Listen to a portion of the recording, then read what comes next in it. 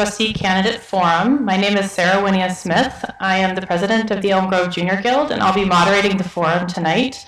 Each candidate is going to have a chance to give an introductory statement introducing themselves and why they're running, followed by a series of moderated questions and topics for discussion, where each candidate will get 2 minutes to respond and 30 seconds of an optional response if they need to say anything more after each candidate has had their turn.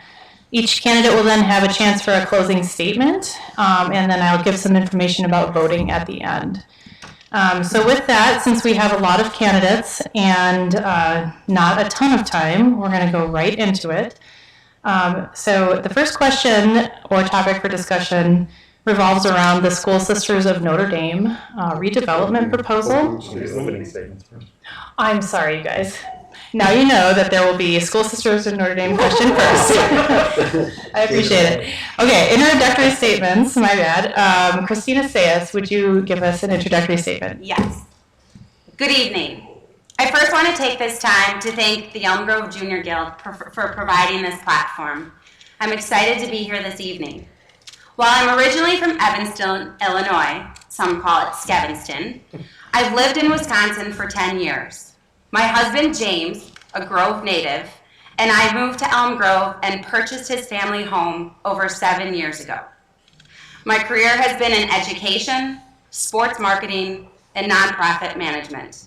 Ultimately, I started my own consulting firm back in 2015, specializing in small to mid-sized organizations to help build strong leaders, financial stability, and sustainable growth.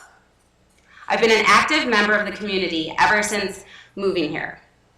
I've been the president along with other leadership roles of the Elm Grove Junior Guild. I'm currently serving on the board of directors of the Elm Grove Community Foundation, as well as the board of directors of the Elm Grove Citizens Police Academy Alumni Association. So why am I running? I feel incredibly fortunate and blessed to live here in Elm Grove with my husband, with top-rated schools, a great park, and a village government that works very well. And over time, I've come to understand that it's the volunteers across the village that really help make Elm Grove work. I want to build on that legacy, and I feel my career and background is ideal for both embracing the opportunities and addressing the challenges that lie in front of Elm Grove. Thank you. Thanks, Kristina. Next, Tom, you can have a chance to give your introductory statement. Thank you. My thanks to the Junior Guild for hosting the forum this year. My name is Tom Michalski. I've been a resident for over 20 years and volunteered at the Elm Grove for over 15 years. I'm a volunteer firefighter for more than 15 years, a trustee for 10 years, county supervisor for 5 years, and more recently I've been added to the Waukesha County Technical Colleges Board. While these roles may at first glance seem independent, they're uniquely linked. Each provides an insight or shows a potential opportunity that can be leveraged to help Elm Grove. Just one quick example of how being both a trustee and a county supervisor has helped Elm Grove. The village applied for a state grant to help pay for the Watertown Plank Bridge. The state does not typically give money directly to municipalities, but instead the money is entrusted to the county to deliver to the municipality. In this case, the county kept the money for its own purposes. I was able to help shepherd the money, $100,000, back to Elm Grove to help pay for the bridge. As a member of the county's finance committee, I'm uniquely positioned to closely watch the delivery of the recently announced federal grant stimulus money that's intended to help municipalities. My professional career was 30 years of information technology. In that role, it was my job to listen to people, understand their problems, and propose a solution. That's my professional training. It's precisely what I've done for the past 10 years at Elm Grove, and with your support, I will hope to continue to do that. Thank you. Thank you. Next is Ted Wentzel. Hi, I'm Ted Wentzel. I am originally from Virginia, but I've been in Wisconsin since 2005. I have 20 plus years career in corporate marketing, and my family and I moved to Elm Grove about 5 years ago We bought a house on Watertown Plank Road and instantly felt at home. We were welcomed by our neighbors, reconnected with old friends, and I just knew at that point that this was really a unique and special place. Since then, I've gotten very involved with the community in many respects. I'm currently the vice president of the Elm Grove Community Foundation, and I work with Kristina and Katy on that board. And one of our big functions is Oktoberfest, of which I'm the chair, which raises tens of thousands of dollars for Elm Grove. I'm also a member of the Elm Brook Rotary. I'm running because I feel passionately about this village that I call home, and I want to preserve the unique character of this municipality, no matter what type of growth or evolution it goes through. Thanks, Ted. Katy Cornell, would you give a statement to us? Yes, thank you. Good evening. My name is Katy Cornell. Thank you for this opportunity to share a little bit about myself and my desire to be reelected to village trustee. To begin with, I'm 43 years old and have been married to Tim for nearly 18 years. We met at Marquette University. We now have 5 children. The oldest is 14 and the youngest is 3. I love Elm Grove. From the parks to the parades to the quaint downtown to my involvement at St. Mary's. I've had the privilege of being a part of wonderful community organizations such as the Elm Grove Junior Guild, where I was part of and led many committees and also served as the president. The family and community focus you find in this village makes it a place that is second to none. I believe my perspective as a mother of a young family is important. As my votes have proven, I am committed to values based upon family and a conservative approach. As a mother, I want the best for my children, family, and our future generations. I realize the importance of making wise decisions as it relates to the betterment of our community, not based on the minority or the squeaky wheels, but based on what is best for Elm Grove to work towards solutions.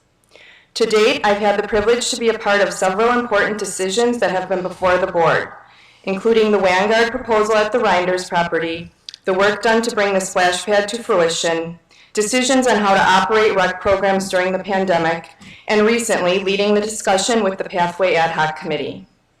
Today, we have several opportunities before us that require careful consideration. What's the right development for our downtown? What are the right choices for the daylighting and downtown master plan? And how can we continue to be fiscally responsible in the face of many needs? I believe we will by listening and remaining open-minded and by being willing to work together, by seeking to understand all sides and then putting what's best for the village over our personal opinions, by working hard and being fair, by being passionate yet sensible. When elected to trustee, this too will be my pledge for the village. I will vote for Elm Grove. Thanks, Katy. John Den Boer. Hi, good evening. My name is John Den Boer. I wanted to thank the Junior Guild for hosting and all the volunteers that make Elm Grove great, and thank to the other candidates for all their service and for being here tonight. It's truly an honor being part of this group. I'm originally from Waukesha. I lived there for the first 20 years of my life and then have lived in other cities throughout the United States since returning to Elm Grove to move here about a year ago. This is, as the other candidate said, truly remarkable place. When you grow up in Waukesha, you don't have a chance to go through Elm Grove very much, right? And every time I go through here now, I marvel at the fact that I'm here and just, again, feel extremely grateful for doing that. Just want to echo the other candidates' sentiments in that the reason I'm running is that it appears to me that there's a variety of pivotal issues that face the village. I'm not here to say that I'm better than any of the other candidates, because frankly, I just don't know them. I think my strengths lie in being able to negotiate well, be able to make good decisions, and be able to communicate with transparency and honesty. I consider it an honor to shepherd the village through a period of pivotal change and pivotal growth. And I feel like my background in running companies, selling companies, and serving on various foundations, both local and national, would benefit the village in that respect. Right now, I consider my most important role being a husband and a father. It's truly been great getting to know my neighbors here, and appreciate the warm welcome that they've all given me. And thank you very much for your time in hosting tonight. Thank you. Next is Jennifer Stuckert, who is joining us from Texas, visiting her grandchildren. So, I'd like to thank Sarah and the Junior Guild for allowing me to Zoom. I actually am helping my daughter out this week down in the Houston area, so I'm grateful that I'm able to still participate in this. I am Jennifer Stuckert. I've been a resident for over 30 years, and I've recently retired after over 30 years in medical and pharmaceutical sales. And I'm really looking at this point to give back to my community. I have the time, and I'm very excited about this opportunity. I am past president of the Elm Grove Women's Club. On a state level, I have served as a board member with the Wisconsin State Epilepsy Foundation. I also have served in numerous leadership positions in my children's schools throughout the years. Our son is 35 and our daughter is 33, and both have young families. I'd like to keep Elm Grove the wonderful place that it was for my family and for my husband and I to raise our children. I'm committed to making Elm Grove that place and making it an outstanding place for all young families as well as all families throughout the village. I am running tonight because I'm concerned over the density and the impact of the proposed Sisters development and what the impact will be on our community. The impact is going to have long-ranging implications. 30 seconds. And I hope that I can make a difference by really representing the residents and not the developers. Thanks, Jennifer. Okay, now we will move on to questions. And this is a great segue from Jennifer's last topic to the School Sisters of Notre Dame property. Most of us in the village are more than aware that the School Sisters are moving out and something is going to come in place in their former residence. So the question that I have for you is, as the development proposal currently stands, are you in favor? If not, what areas do you think need improvement? Elaborate on how you might work collaboratively with the developer, village leaders, and citizens to find a mutually agreeable pathway forward. So we will start with Tom, and you'll have 2 minutes. Thank you. As trustee, it's my responsibility to listen to all the village residents before making any decisions. Right now, it's the sisters, who are residents, that are asking us to listen to their proposal. The process just really started. It's currently at the community level, only getting started in January. The committees are asking the crucial questions that are brought forward by past listening sessions. And it's my duty to listen to the Mandel group's answers and how they're willing to modify their proposal. I want to note that it was I who moved not to accept the Vanguard proposal development, and my reason at that time was because Vanguard did not show a willingness to modify or accommodate the village. The Mandel group has consistently demonstrated a willingness to modify and make adjustments. Because of this, it's our responsibility to listen until they've made their final proposal. And I will allow this process to continue. I will look at the final proposal and ask really 3 questions. Does this proposal harm the current residents? Does the project enhance future village viability? And does the developer respect the village's scale and sensibilities? My decision will be based on those answers. That's how I'm approaching this problem. To give an answer of whether I'm for or against at this time would just be counterproductive. Thank you. Thanks. Next, Ted, you'll have a chance for 2 minutes. Thank you. As the proposal stands at this time, I am not in favor of the proposal. My opinion is that it's too high dense and the majority of the housing is not owner occupied. It's not just my opinion, but I've talked to hundreds of people within the village about this, and there are strong concerns that it will change the unique character of this village. The proposal lists or suggests that they'll add lots of high luxury apartments, but the problem is there are lots of luxury apartments capacity nearby.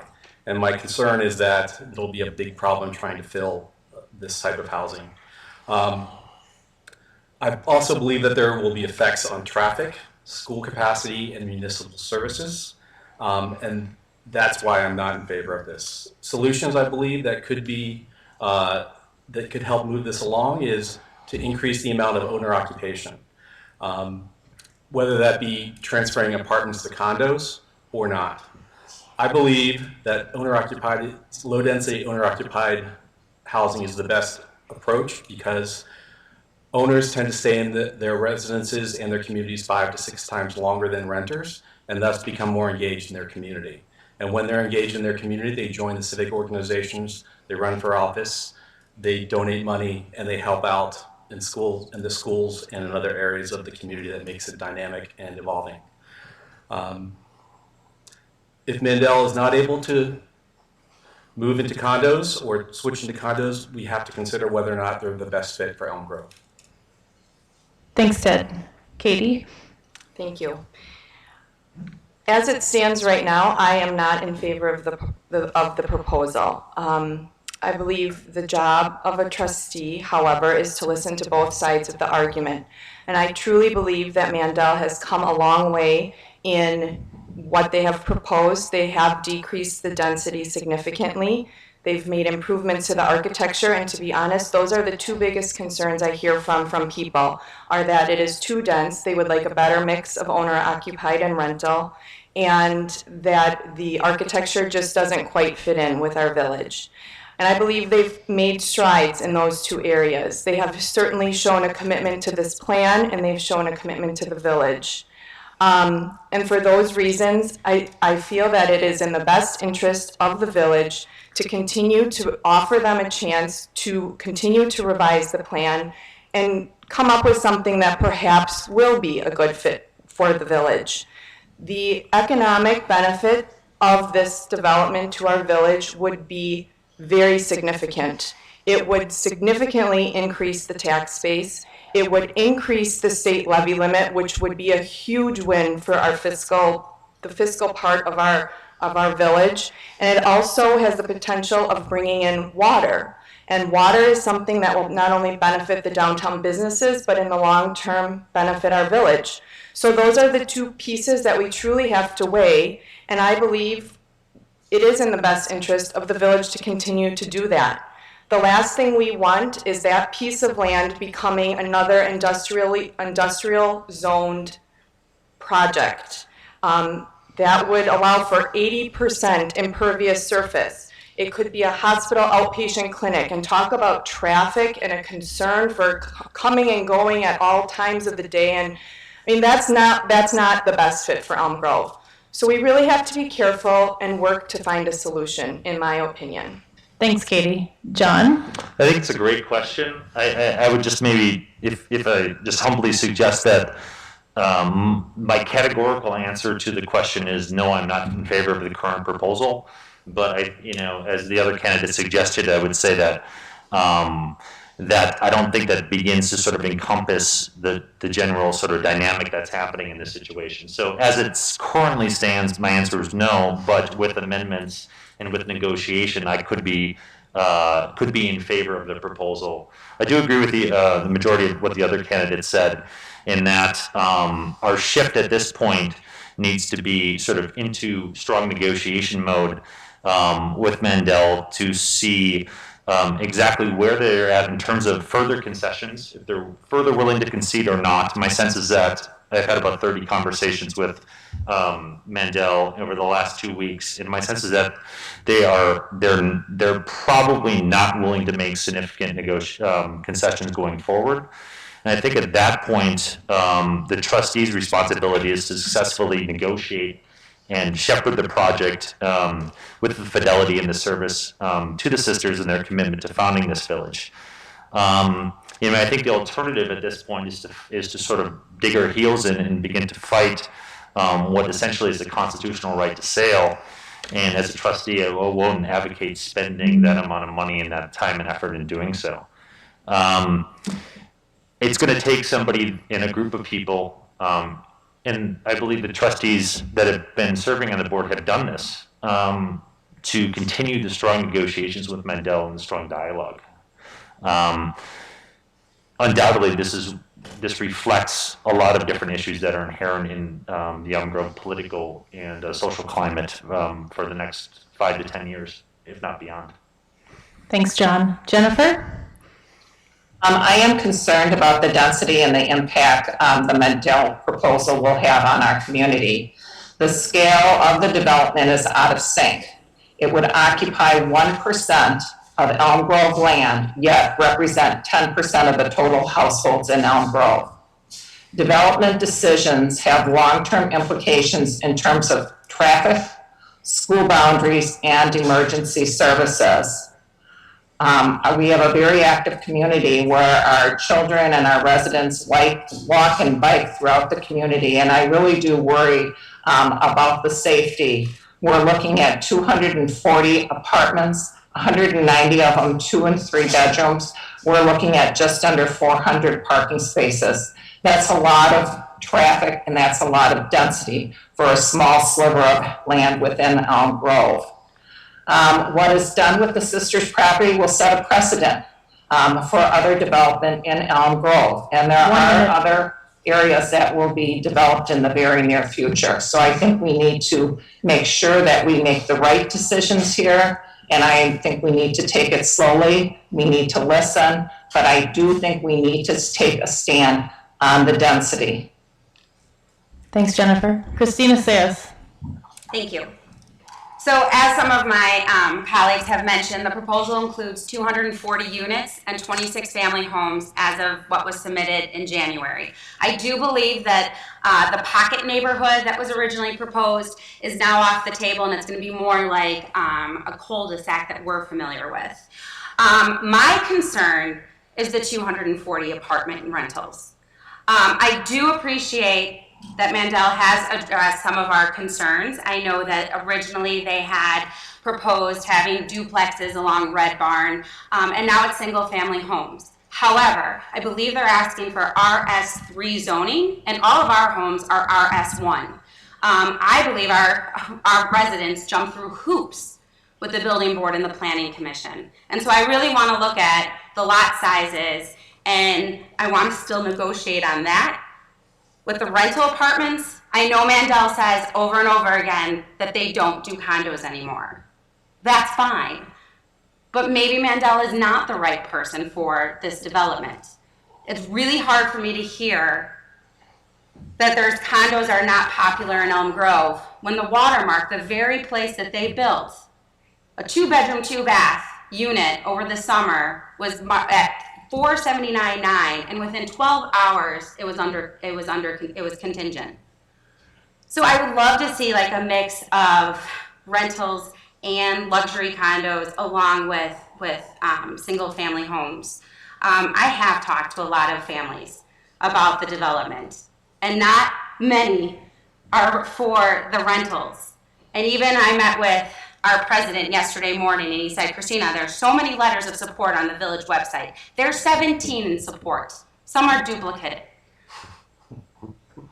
This is Elm Grove. This is the only Elm Grove in the country. So we really have to do our due diligence and make sure that we are getting the best for our residents and the village. Thanks, Kristina. If anybody would like to make a further comment, please raise your hand. We'll just go down the line. So go ahead, Tom, 30 seconds. I just wanted to comment. So one person said something about the apartments representing 10% of the properties in the Elm Grove, and that isn't exactly accurate. If you're just counting single-family homes, that's close to true.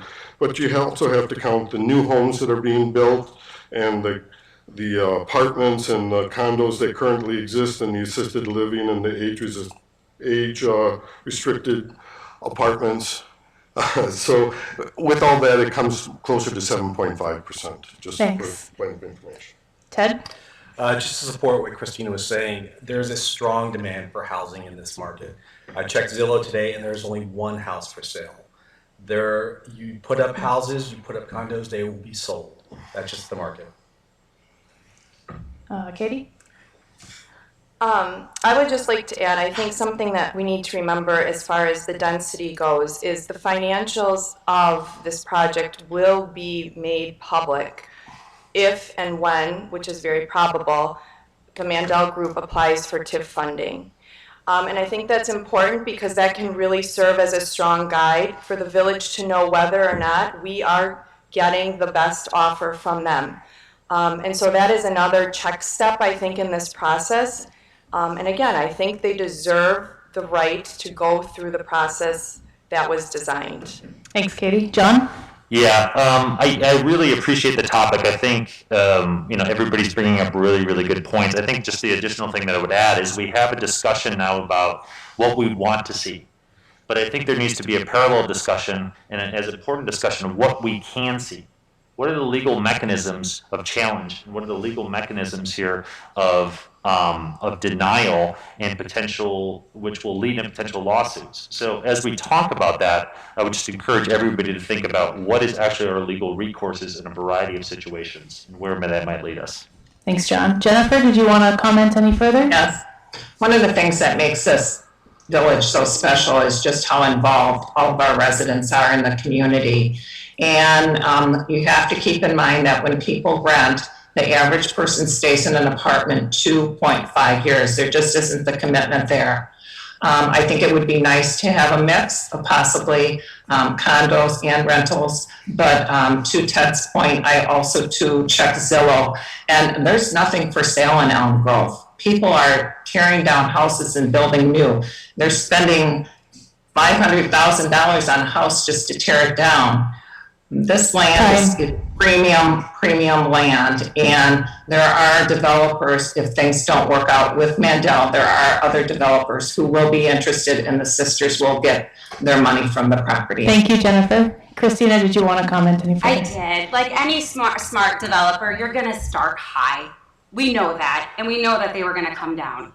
That's like any of us selling our own homes.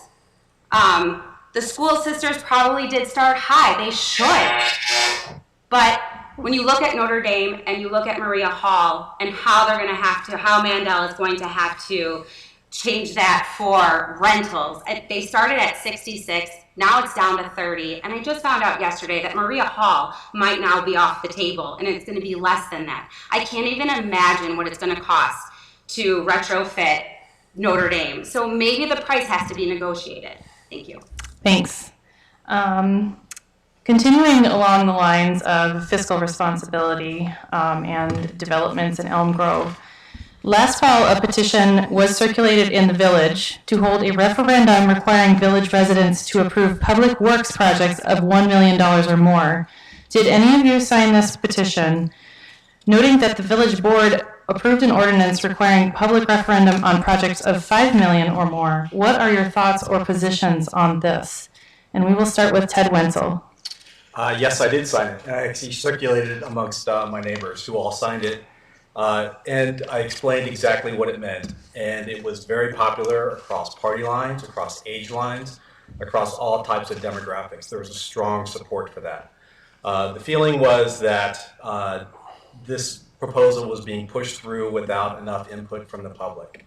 This was our only course of interfering with that, stopping it so we could have a say and have some type of impact on it and put it to the vote. I don't think it was the right move by the board to change the rules to invalidate the petition, but that's something they did. So I was in favor of it, and I still am. Thanks. Katie. I did not sign the petition. In fact, it made me very sad when I heard that this petition was being circulated. This is not the best Elm Grove offers. The petition very much was an attempt to undermine, I think, our government and how it is structured. There is a $1 million cap on public works projects with this petition.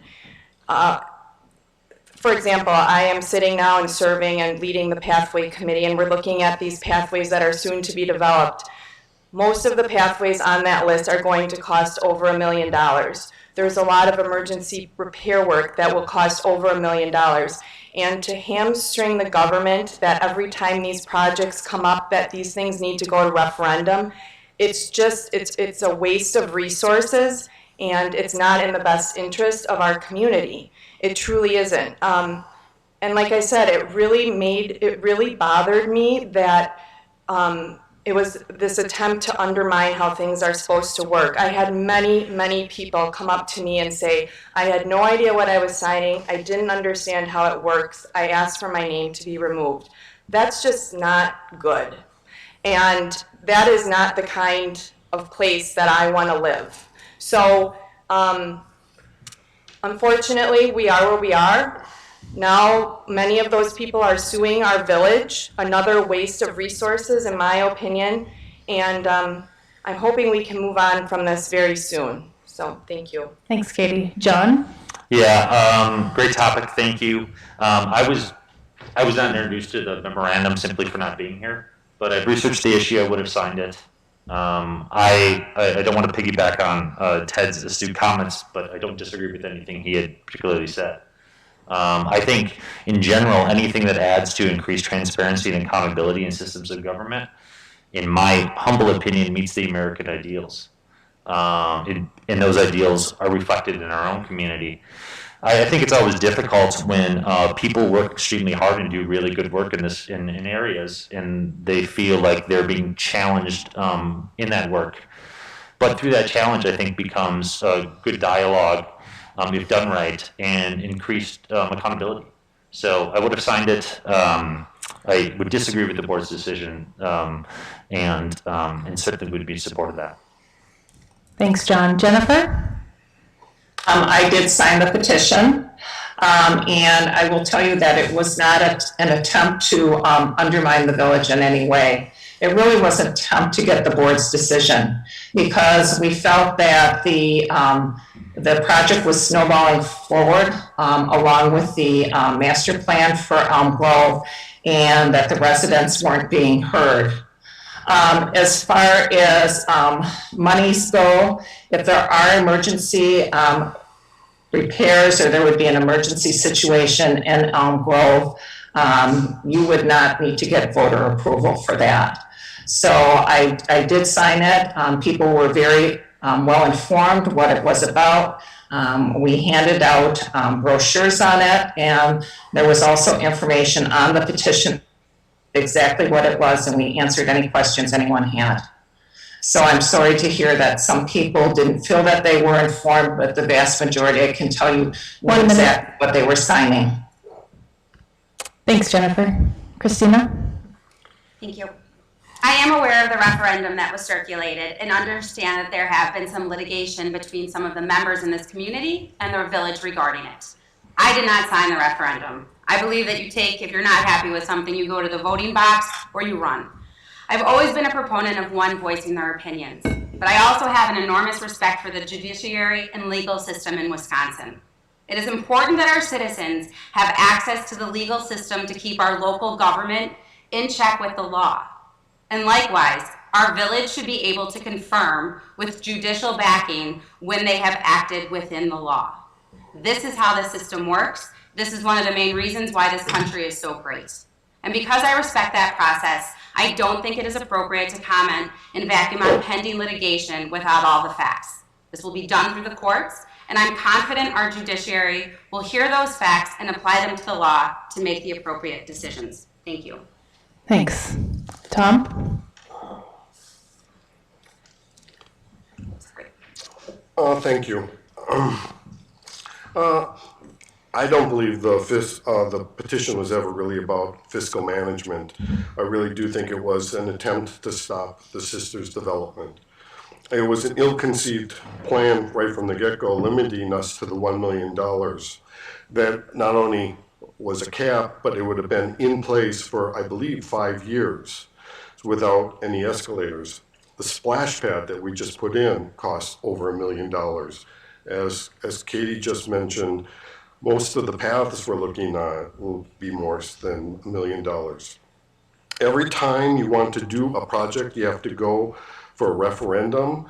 It's just, it was just completely hamstring us, and the village government will probably grind to a halt.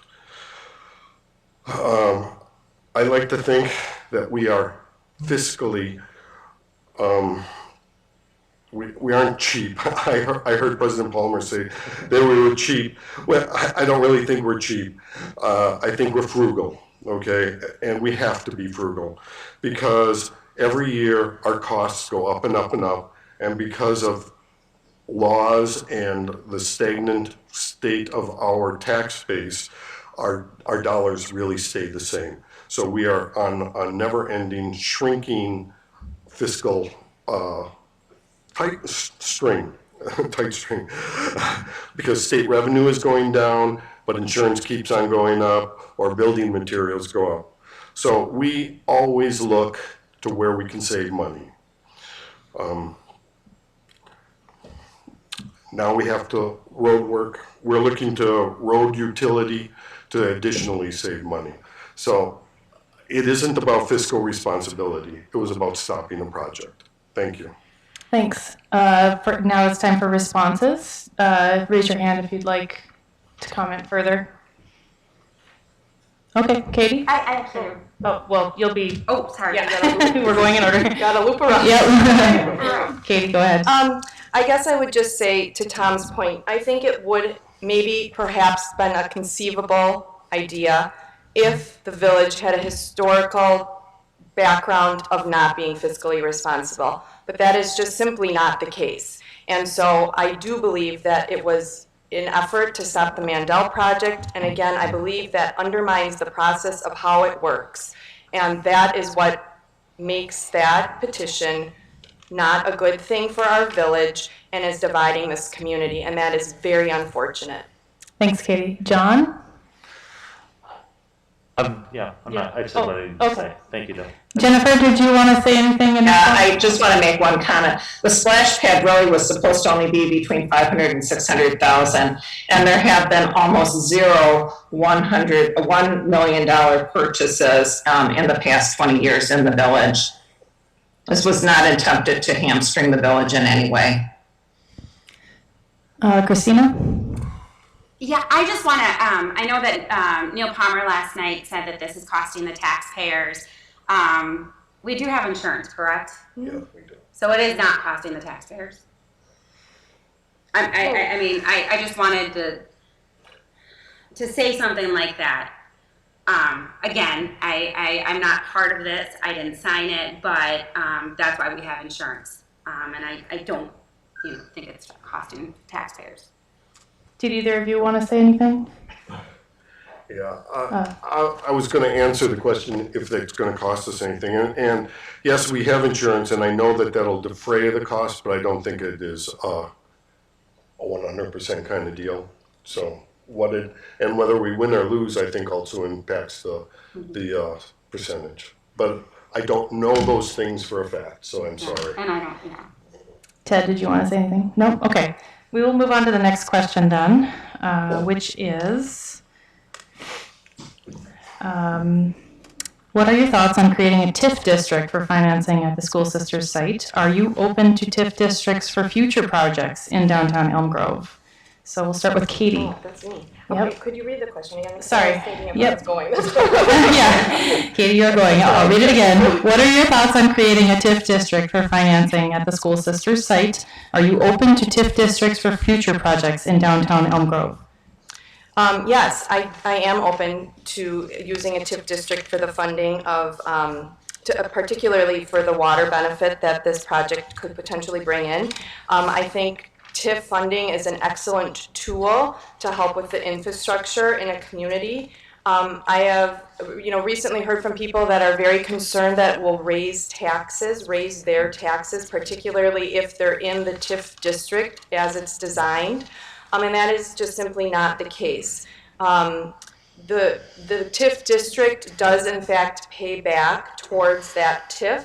But that is not because it's increasing anyone's taxes. It's either a percentage of their taxes, or in this case, it would be based upon the development where prior to this, there wasn't even a tax base. So I think that particular to this project, this is a great tool. And it's a great way for the residents to get a much-needed resource into the community. Water is going to be something that the village is going to need to bring in the near future. And what I would hate for us to have to do is in the future pass that fee on to the residents. So I think this is a great opportunity, and I think a TIF-funded thing would be a very good choice for our village. Thank you. Thanks, Katie. John? Yeah, I generally agree with almost all aspects of that statement. I've researched this at length over the last 2 or 3 weeks. I've talked to Mendel a bunch of times, and they certainly plan to apply for TIF funding.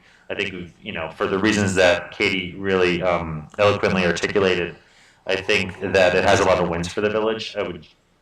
I don't need to elaborate. I think I'm generally in very, very strong support of it. Thanks, John. Jennifer? There are pros and cons to TIFs. Originally, TIFs were targeted to blighted or distressed neighborhoods to attract development. The Sisters property is certainly not a blighted property. My understanding is a TIF will help fund the extension of public water into the downtown area. The downtown does need municipal water for future to development, so I get that. But my concern is controlling this development. My concern is how much the proposed TIF would going to be before the amount of money it will be and for how long. And so where TIF can be a good tool in the right situation, I would have to have further information on what they were actually asking for in terms of dollars with the TIF. Thanks, Jennifer. Kristina? Right. Yeah, so the TIF is an interesting topic. What Jennifer said was true, that TIFs were used for blighted areas to entice developers to come into those neighborhoods. And that's not an Illinois thing, it's a Wisconsin, that's what TIFs were for. I think that they have gotten abused. And I do know that Mandel said that they're not going to come and develop unless they get the TIF. I am interested in water because I do think that that is a necessity. We have deep aquifers under our homes, and I'm not sure about the groundwater supply and what it's going to look like in our homes 20 years, 30 years, 50 years from now. Joliet, Illinois is one of the latest cities that are giving up on their aquifers to tap into Lake Michigan. However, they've done it too late. By 2030, I think their wells are going to be dry, and it's costing them even more now. So I do think we need to do the research. I am right now for the TIF, for the benefit of the residents. I want to know how soon the area like Caroline Heights, where it's going to go through, when would those residents be able to tap in? When will that go down Watertown Plank and help and support our businesses? So I want to know, I want a timeline to see how the water is going to be supporting our community overall. Thank you. Thanks, Kristina. Tom? Yeah, thank you. Well, first, Mandel hasn't yet asked for a TIF, so we don't really know what they're asking for. But as Jennifer suggested, there are limited uses that we can do the TIF for. And it is mostly for infrastructure or in, as they said, blighted areas. No, it's not blighted. I'm not suggesting the Sisters' land is blighted, but infrastructure is one of the permissible things that we can use a TIF for. And water supply is an infrastructure thing. How much they're going to ask for, I don't know, but whatever it is, it can only be used for essentially for things that benefit Elm Grove in terms of infrastructure or something else along that line. If Caroline Heights wants to tap into it, they may, but that won't be part of the TIF. That'll be on their dime. And so I am for TIFs when it is used to benefit the community at large. And by bringing water in to the business area, we will be able to development in the business area will be enhanced, because right now you can't build anything in that area without putting sprinklers, and you can't do a sprinkler on a well. You just can't, not with spending a lot of money on storage tanks and pumps and that kind of stuff. So it would be a huge benefit to the village, and in that way, benefit all residents. Thank you. Ted? I agree with many of the folks up here that TIFs were originally designed to redevelop lighted areas, but I do see them being used effectively and carefully for infrastructure like water or for the daylighting, which was proposed last night. The one thing though is Elm Grove is a really desirable location, so we don't necessarily need to give away the shop to get a developer to come here. If we do want to utilize TIFs, we should not give away too much too soon. We should be very judicial about it. Thank you. Thanks. Would anybody like to respond? Kristina? Yeah, no, in regards to Caroline Heights, I was just saying that, yes, water is important. And the other thing I will say is, if it's not Lake Michigan, then I don't want it. If it's going to be from Brookfield, then I think that the TIF would be off the table. But Mandel had said throughout the summer at all of the meetings that they wanted the TIF. I mean, that they've been very clear. They might have not submitted yet, but that was what was communicated to all of us. But I just want to know like timelines and costs, and yes, what it would cost the village residents. Thanks for clarifying. Katie? Kristina, it's my understanding that all of those things are decided by the board. And so it's very much outlined, and there's many different ways of how you can set things up for people to tap in different programs you can offer. That is my understanding of how it works. And so I think it's important for our businesses downtown to get that water. And I think it leads into a good conversation about the downtown master plan, because that is definitely something that is hurting our businesses, and one of the reasons why we went and did the downtown master plan. So it all really ties in together. Thank you. Thanks, Katie. Jennifer, did you want to say anything more? No, the only thing I would add is just to piggyback on what Tom said, is that the TIF, as I understand it, would be for bringing water into the downtown area, which certainly is needed for development. But as he said, for the water to go further to actual residents' home, there would be assessments for residents to get city-type water as opposed to a well. So just so everyone that is listening understands that aspect. And Tom, thank you for bringing that up. Thanks, Jennifer. John? Yeah, just to maybe pick up on what Ted had said, I think the general theme that sort of emerges, at least for me, is that there needs to be a very sort of very, very mindful sort of scalpel type approach to these type of negotiations in terms of looking at what we're willing to give away as a village and what we're expecting in return. So when we talk about fiscal management, or we talk about the Mandel project, we obviously need to be very assertive about what our perceived value is, and very realistic about that. And then obviously conveying that value is some sort of social leverage in this regard. Thank you. I think we sort of bounced around out of order, but we'll move on to the next question, which is regarding downtown master planning.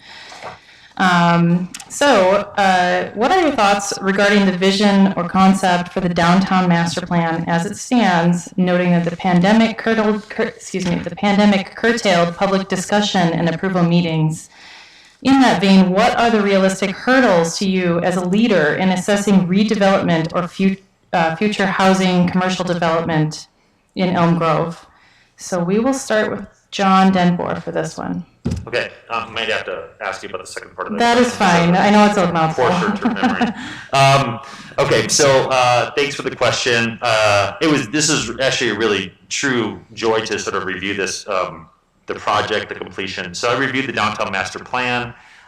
It's extremely, comprehensive. I think it's certainly, if I would describe it sort of positively, I would say that it's very aspirational. I personally don't feel like, I think it's too aspirational. I think it's unwieldy. And I think it, although it generally captures the spirit of what I think the majority of Elm Grove Village residents want in terms of their needs as expressed in the redevelopment survey, I generally am not in agreement. I think that if we look at fiscal expenditures, I don't think we received good value for that plan. And, that being said, I don't think that they're fiscally conscious. I'll just give you an example of this.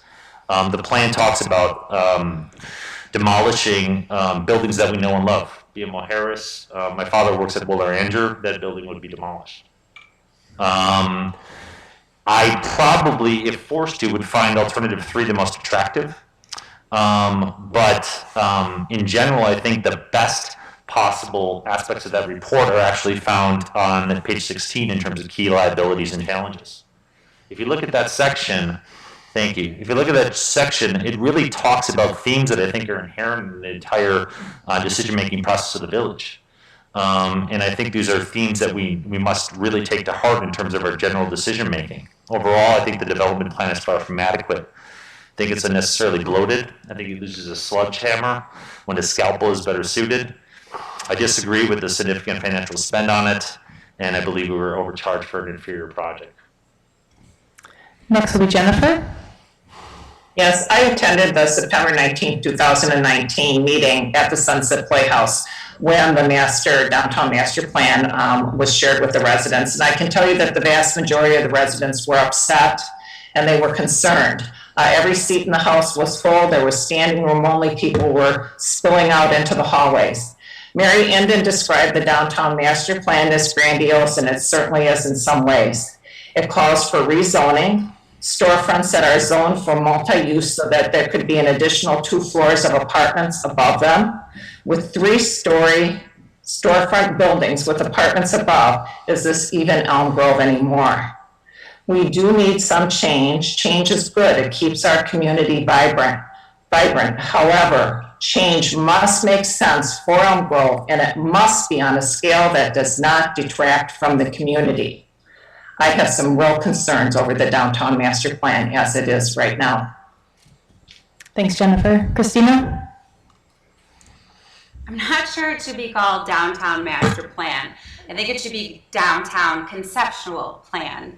From what I've studied and looked at, it's a conceptual plan. It's showing these are the buildings that we have. If this sells, this is zoned at this, and depending on the developer, they're going to make those decisions. I do question how much we pay for the conceptual plan, because it is up to the developer.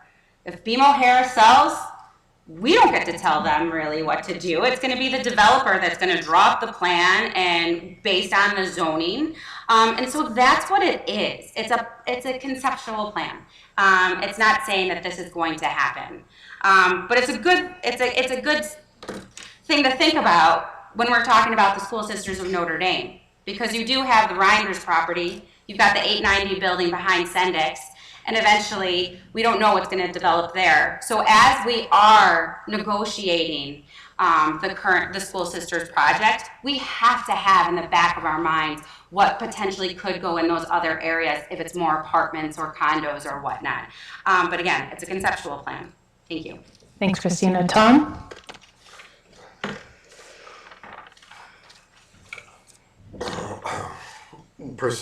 You're exactly right.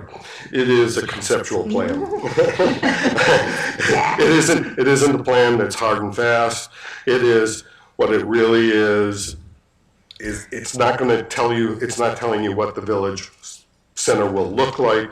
What it gives us and future trustees a guideline of what we would be willing to look at. It also gives developers a guideline of what we may accept, not will accept, not, we aren't locked into this, it's we may accept. So you can propose things, and based on the plan, which I want to back up a little bit, is on hold because of COVID, okay? It isn't firm yet because we had to do some public hearings before we can accept it. And based on that, there's going to be changes to it. And so because of COVID, we couldn't hold those open hearings, public hearings. And so this will be coming back around, I hope soon, but who knows? What it really is it gives everybody an idea of what we'd be willing to look at. It also highlights problem areas, okay? It highlights areas like water that's a problem, and traffic that's a problem, and parking that's a problem, and density that's a problem, and what we want is green space and walkability. And there's one really big issue is that whole downtown area is owned, a lot of little pieces owned by a lot of different people. And that's a problem too, because any developer like Mandel only had to deal with the school sisters and us. When you're a developer and you want to come in and you have to deal with 20 business owners and the community, the issues become exponentially large. So that's all I really have to say. Thank you. Ted?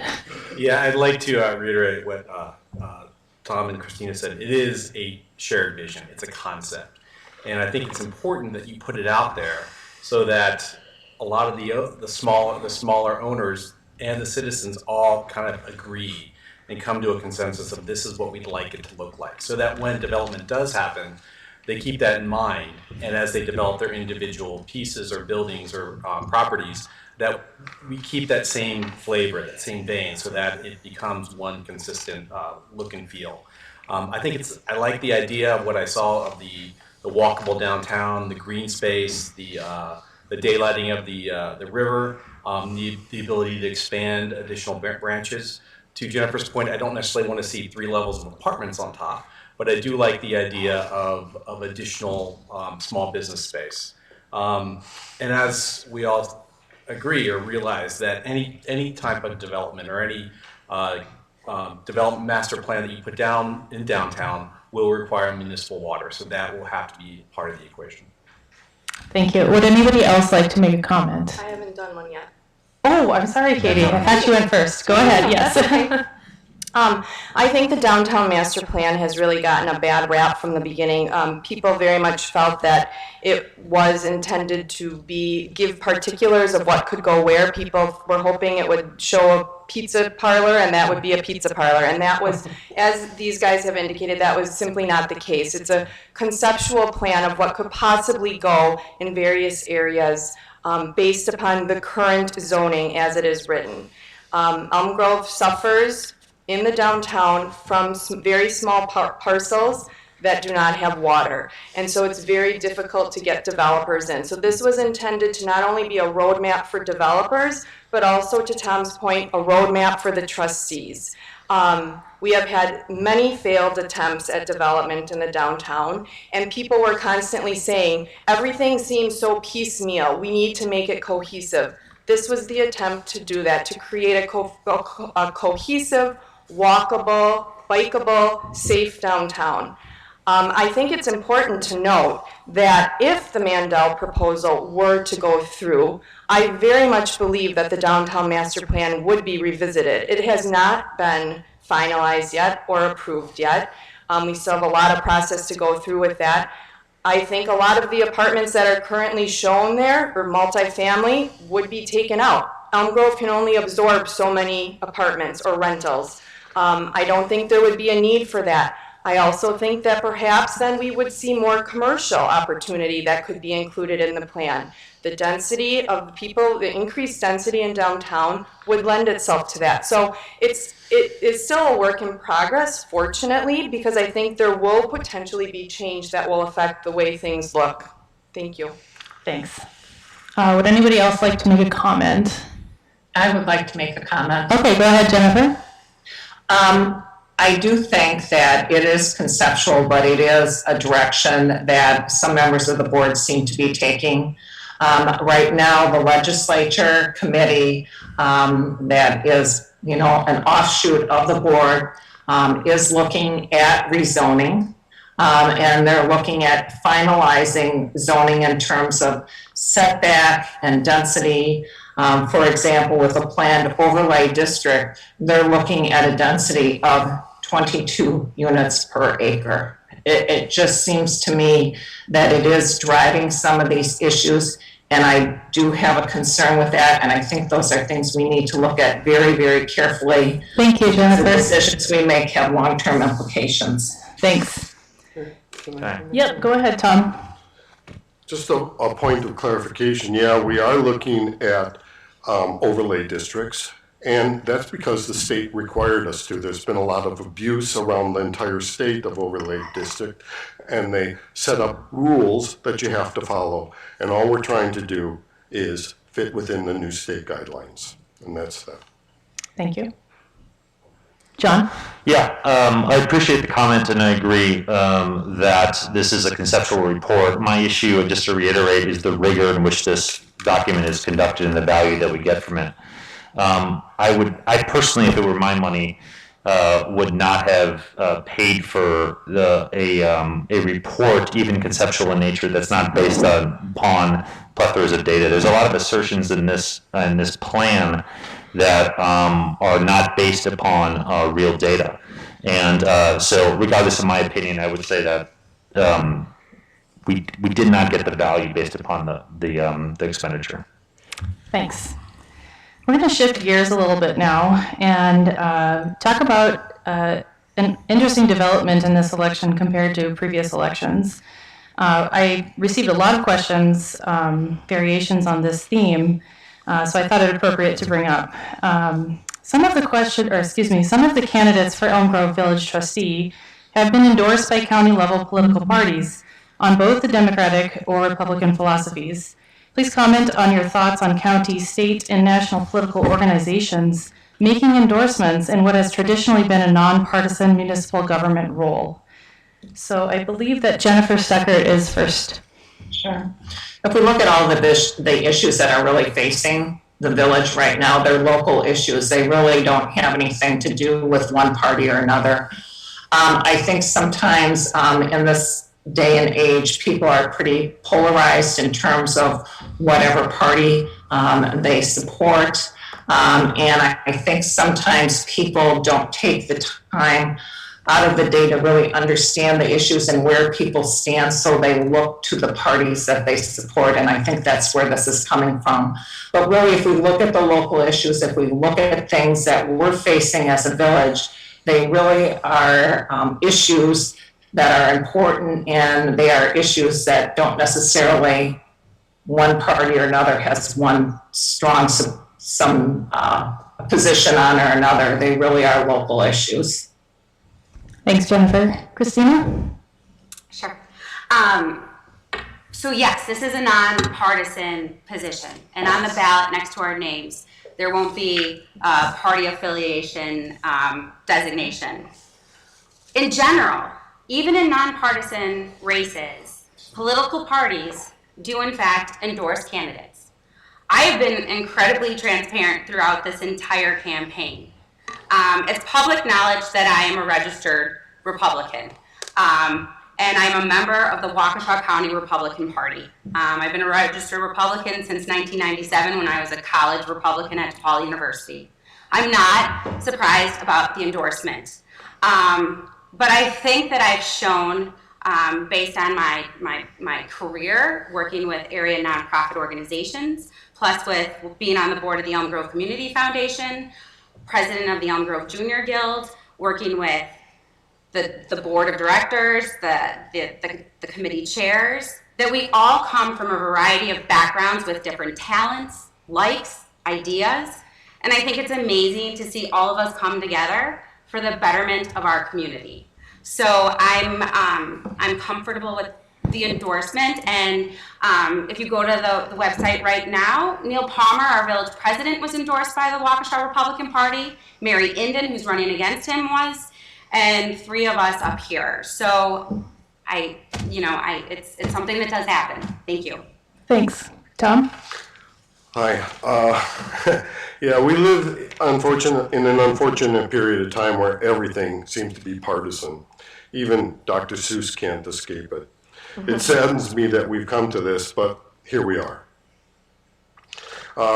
We knew this would be a contentious race right from the get-go. When I realized people were connecting with the party, so did I. We signed on as, let me see, I am a conservative.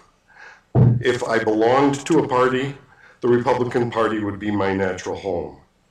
All that said, these recommendations these are just recommendations, and they can come from any group. The Junior Guild, if they chose to, could recommend their slate of people. And to that point, without my solicitation or knowledge, Blue Sky, thank you, Ted, also recommended me. So what this really is about coming together and working together nonpartisanly. If you paid attention, I am a conservative, but I didn't necessarily agree with everybody that is also on the slate with me. I might have agreed in some things more with Ted, which I am clearly not a liberal, or haven't been since George McGovern. So I wish times weren't like what they are, but they are. Thank you. I believe George McGovern was from South Dakota, and so am I. Anyway, go ahead, Ted. Thanks. I'm not concerned with the partisan affiliations or endorsements. I think all of us are excited to run, we're competitive, and we've reached out to our networks. And we all are very involved in our communities, and so those networks include our friends, our neighbors, civic groups that we belong to, social clubs, churches, work associations, alumni networks. At the end of the day, even though we may disagree on issues at a national level, from time to time, when it comes to local issues, we're probably in agreement 99% of the time. At the end of the day, we all want what's best for Elm Grove, to make sure that we preserve its character, and even as it grows and evolves, that it's the place that drew us here in the first place. Thanks, Ted. Katie? So I would just start this by sharing a little story. My husband and I were putting my village trustee signs up, and we had two people stop us to ask what if I was a Democrat or a Republican. And the first one, Tim answered, and the lady yelled. And the second one, she said it, this is at a totally different location, she said it to me more specifically. And so I said, this is actually a nonpartisan role. And she proceeded to use really naughty words and yell at me. And honest to God, I was so floored, because in my experience on this board, it has never been a partisan role. Tom, you're the first person I can actually confirm that I know now, that I sit up here with every month, that I know exactly what their political affiliation is. It never comes up. It's not relevant. And my concern is that I would hate for this to become a political role where someone is trying to push an agenda versus voting what is best for Elm Grove. I think local government works because it isn't political and it is nonpartisan. And I really sincerely hope that Elm Grove stays that way, because we live in a very wonderful community. And I would hate to see it further divide over things that are not relevant. Thank you. Thanks, Katie. John? Yeah, I think this is a really interesting topic. So thank you to the people that submitted this. I think I'm in two minds about this. I think it is a very relevant topic in the sense that it's relevant for voters to know exactly who they're voting for. While I probably would agree for the most part that one's general electoral affiliation does not, the overwhelming majority of times, affect their decision-making process as a appointee in governance at the local level, or should not. At least I personally believe that all voters, if they're going to vote for or not for me, that they should know that I am a registered Democrat. I've never voted Republican, not to say that I would never, but if they want to make their decision on the basis of that, which I would hope that they would not, for or against, they should be able to. To my knowledge, I haven't been endorsed by anybody. My wife probably hasn't even endorsed me. She didn't want me to run. But anyway, I don't think I've been endorsed by anybody. That being said, I would welcome any endorsement from anybody. But I do think that people should know that I generally vote along Democratic lines. I don't see an issue in these set of issues that we're facing that is particularly partisan. But I do think decision making is nonpartisan.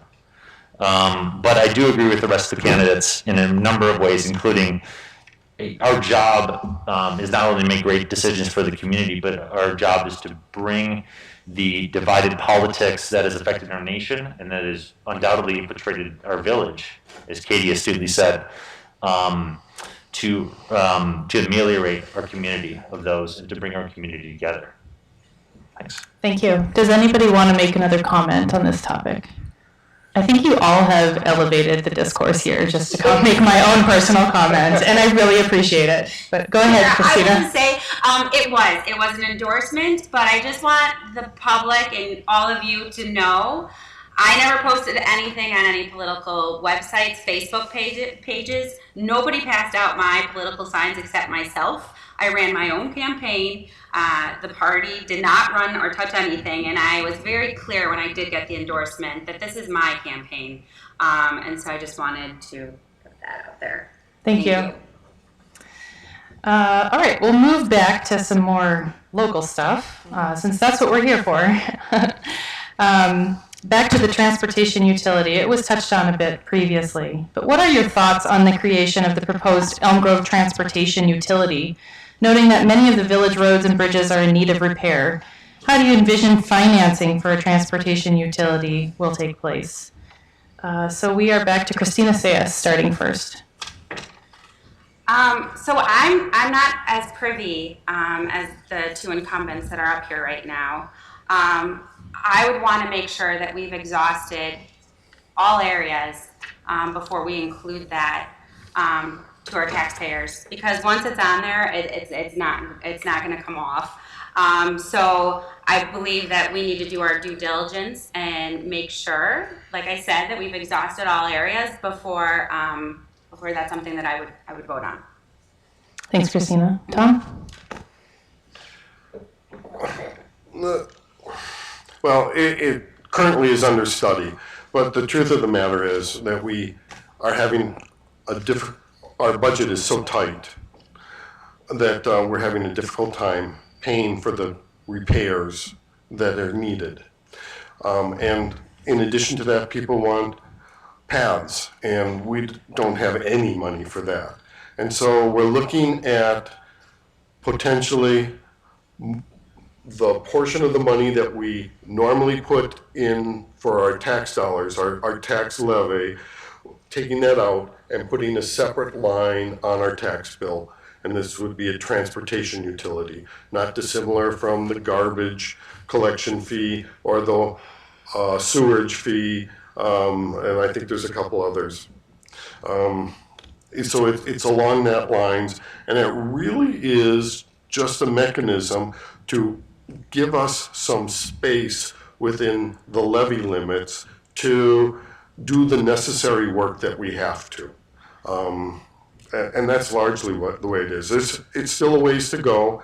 I don't think it'll happen in the next fiscal year, maybe the year after, but it's under review at this point in time. Thank you. Ted? Like Kristina, that last night was the first time I heard of it. I don't necessarily like it in theory. I think we're taxed enough as it is, and I'd actually like lower taxes. And so I think you need to, or the board or the village needs to pursue other areas of finding money to do that. And if we can't afford paths, then we don't have paths. Maybe there's a different way to fund that. Private fundraising or donations or grants or some other source. But I just don't think we should pay for things that we can't afford. Thanks, Ted. Katie? I think it might be helpful to go back a little bit past. Tom alluded to the state tax levy, and that is something that comes down from the state, and the state dictates how much our taxes can be raised every year. This past time, it was, I think, 1.67 or 9%. So historically, it's between 1.5% and 2%. Unfortunately, that does not cover the operating expenses of the village, and they're continuing to increase, just as all of our own expenses are continuing to increase every year. So the village is in a situation where we have failing roads. They need to be repaired. Unfortunately, some of them are failing to such a point that they actually have to have road work done all the way to the gravel level instead of just a repaving over the top because of a solution that we were asked to use by the state. So it's a real problem, and it's something that needs to be fixed, and it's not an option. It's not something we can say, guess what, we're not going to do that. So that is sort of the reason why the transportation utility seems to be an option to cover that expense. It takes the money needed out from under the state levy, and we are able to do those repairs. I don't think the primary focus of that is for the paths, but that certainly could be part of the equation. Thank you. Thanks, John. Yeah, I've recently come into this topic as well. I think my comments probably most align with Ted in this matter. I think I just want to maybe add the caveat is I don't want to come off in my statement as criticizing the incumbent trustees and the rest of the board. It's a very tough job, and it's easy to armchair quarterback these things, both as a citizen level and both as somebody running from trustee. So they do the heavy work. I'm just running, and they have a lot more data than I have. So that being said, I just want to echo Ted's statement is that I don't think we should tax people for things that we can't afford in the budget. Either if we have to do it, doesn't sound like there's a significant option not to do it, but we do have an option of how we pay for it. And there's two ways of sort of doing that, at least in my personal budget. One is to maybe budget a bit better so we have more money to pay for it instead of taxing the residents. And then two, maybe, as Ted mentioned, finding alternative sources of funding, if it's truly an inevitability, which it does sound like it is. Thank you. Jennifer?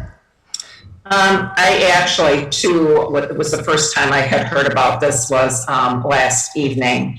And so I really would need to know more about this. On the surface, it does seem to make some sense in that we do need to get our roads in repair. I think that if it would ever be used, it should be used for roads only. And the pathways, we should deal with it in another sense. I did talk to Monica Hughes about this today. She said that this is something very new that has been used by some municipalities in other states and is just starting to be looked at in the state of Wisconsin with different municipalities. So I think the jury is out on it yet.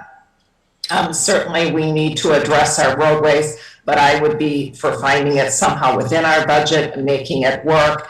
And I certainly would not necessarily include the pathways in this. To Ted's point, doing other fundraising or doing other things to address the past would be helpful. There is money that is budgeted right now for the North Avenue pathway for our portion of it. I'm under the understanding. And then in 2023, I believe that we do have some money right now budgeted additionally for another pathway. So while it doesn't pay for these pathways, it does make a little bit of a dent in getting these pathways in place. Thanks. Would any of you like to make a comment or response? Katie, go ahead. I would add just two quick things. First of all, I know there's been some confusion about the tax levy. It seems these are all public documents, so if people want to, it's all on the website, it's online, it's been part of public meetings. But also I would add that this is another benefit to the Mandel development. New construction is how your tax levy is increased. So this would be a great way for us to do more work to our village, remain fiscally responsible, and not have to find ways to pay for things that will affect our residents. Thanks. Thank you. Thanks, Katie. Yeah, Tom. Yeah. Yeah, the tax levy is actually a kind of a confusing thing to talk about. The levy increase that we go isn't really a tax increase on us when those 0.196 or whatever it was. It isn't an increase in tax on us right now or even in the future. It is a tax that essentially covers new development. And so in a sense, we have frozen our tax. This is no way that I can talk about this in 30 seconds. There's just no way. but essentially, our taxes have been capped. and that's all there is to it with time law. This was discussed. I'd be happy to talk yeah. to anybody about that because it is an interesting subject and confusing. Correct. And this was discussed also in detail last night, so anybody can go and watch the recording and take a deep dive into tax levies and roads. We are getting close to the end of our time, so we're going to move on to closing statements from each of the candidates. You'll each have 2 minutes, and then I'll give some information at the end about voting. Tom, please go ahead.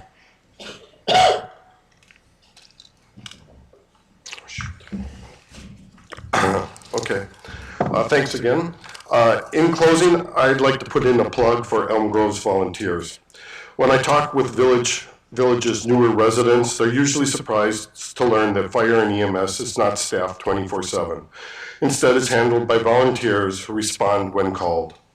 Volunteerism is an integral part of the Elm Grove's founding. That's why we have trustees and committee members that are not paid. While fire and EMS does get a small stipend, no one is doing it for the money. Any move away from a volunteer service would cost the village's residents significantly more. Self-reliance is also part of Elm Grove's core values. I bring this up because fewer than a dozen residents are on Elm Grove's fire department. Slightly more than that are on EMS. The majority of fire and EMS personnel come from the immediately surrounding areas. In the past, these services were all entirely serviced by residents, and resident business owners would close shop when there was a call. People say they don't want to see the village's character change. I'm telling you, it's already changing. Vital services are stretched thin. Village businesses are struggling. The expenses of maintaining our roads is beyond our current means, and the sisters are leaving. The village is at a crossroads. When I first ran for trustee, I knew these changes were coming. In my very first forum, I said it would be upon us in 5 to 7 years. I also said I would take this lead time to acquire the knowledge and background to make wise decisions. The time is now, and I am ready. I'm throwing down the gauntlet here. Volunteerism is Elm Grove's character. If you're healthy, join the fire or EMS. If you're not up to the physical challenge, volunteer for a committee or another organization. The spirit of volunteerism is how we will keep our beloved character. Thank you, and vote. Thank you. Ted? Thanks. Thank you, Elm Grove, for joining us tonight. I found this discussion to be very enjoyable. I think the fact that so many of us are running are this interested in the future of Elm Grove is great. This discussion is really important, and I think everybody benefits by us being able to talk about the issues. You have 6 great choices up here. I've worked for several years with both Kristina and Katy. They are hardworking, they are smart, and they're fantastic people. I've gotten to know Jennifer over the last couple months, and I really admire your conviction. Tom, we just met tonight, but I've heard great things about you. And John, I just met you, but I admire your excitement to be part of this community. I wish I could vote for all 6 of us, but I can't. Elm Grove will be well served no matter who you guys vote on and who you guys elect. So just make sure to go out and vote April 6th. Thank you. Katy? Thank you again for the opportunity tonight. Sarah, the Junior Guild, my fellow candidates, I appreciate this very much.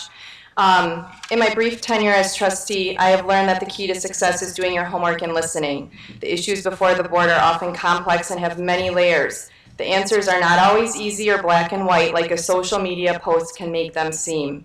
It is imperative to seek to understand all sides, to ask questions, to investigate, and maybe even assume your personal opinion is wrong. This is how I have found it is best to build confidence in a solution. I believe I have proven my open-mindedness over the past few years. As it relates to the current Mandel proposal, I've spent countless hours listening. I've sat in backyards, talked over burgers, engaged with people in grocery store aisles, and asked a ton of questions. In using what I've learned, I believe that I've helped facilitate some of the change that is continuing to make this proposal slowly fit more and more into our community. I believe I offer a balanced perspective, that of a person who grew up in the community and is now raising a young family here. I am committed to the community. I offer transparency. I am not motivated by a party affiliation. I have voted and will be here to vote based upon what is best for Elm Grove. While we may differ in our voting for state and federal government, when it's local, the ground is literally common, and I refuse to believe we can't find it. My values of family, faith, and service to others help guide my decisions. I am also very passionate about the village and the quality of life here. My cemetery plot already rests in the heart of this village. I will literally be in this community for eternity. I commit to translating this into hard work on its behalf.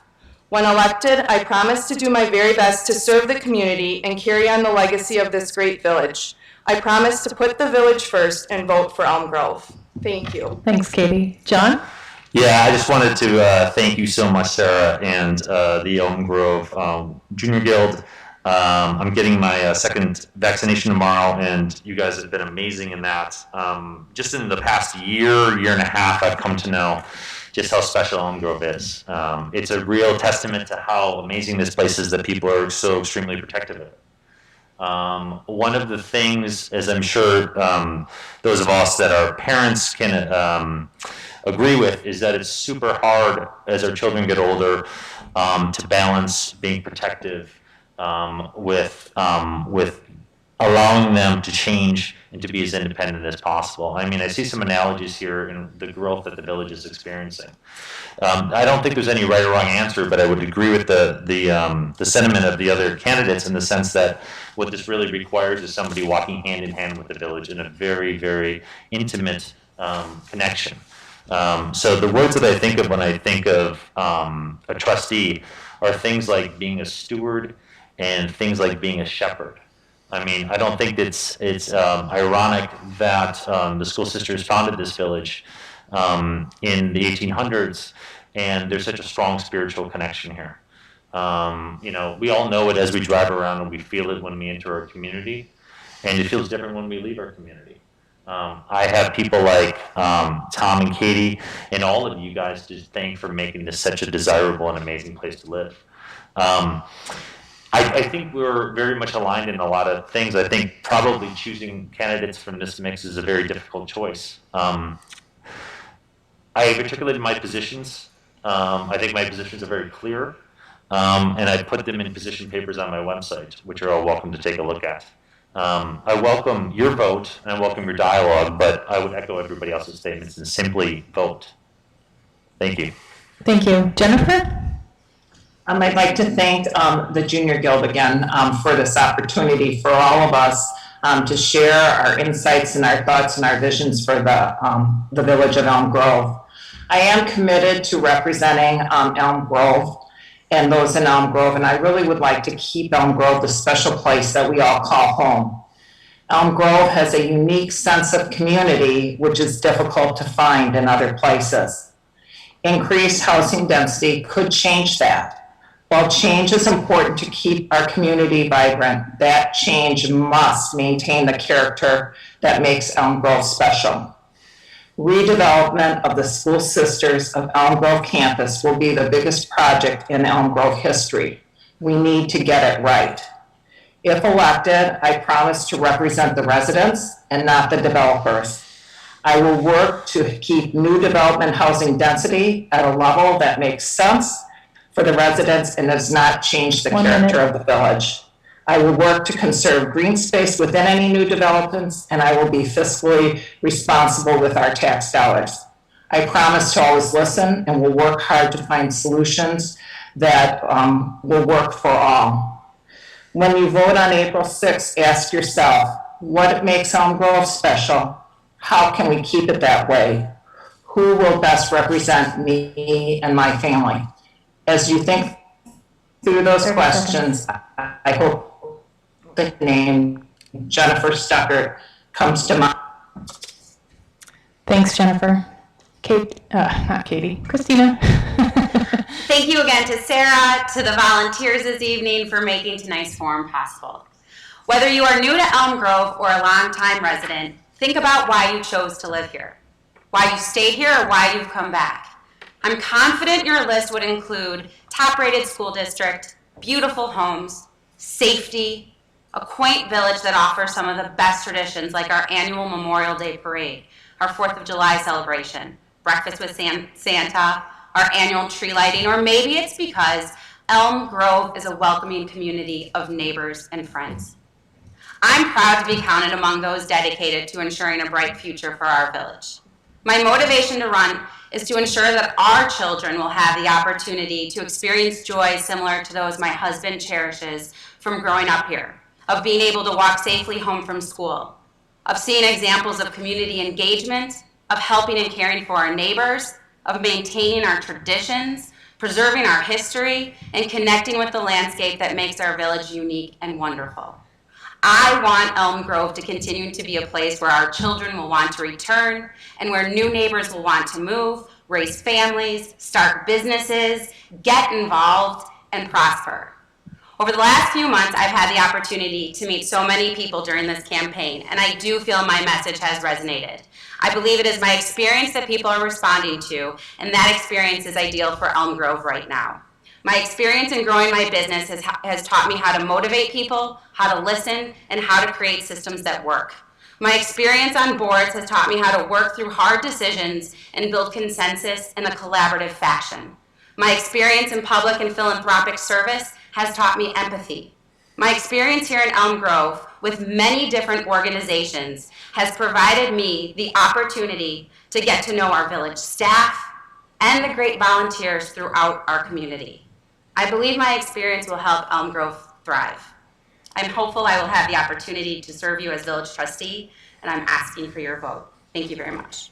Thank you, Kristina, and thank you to all the candidates for making the time to do this. I think it's been a great public service to our community.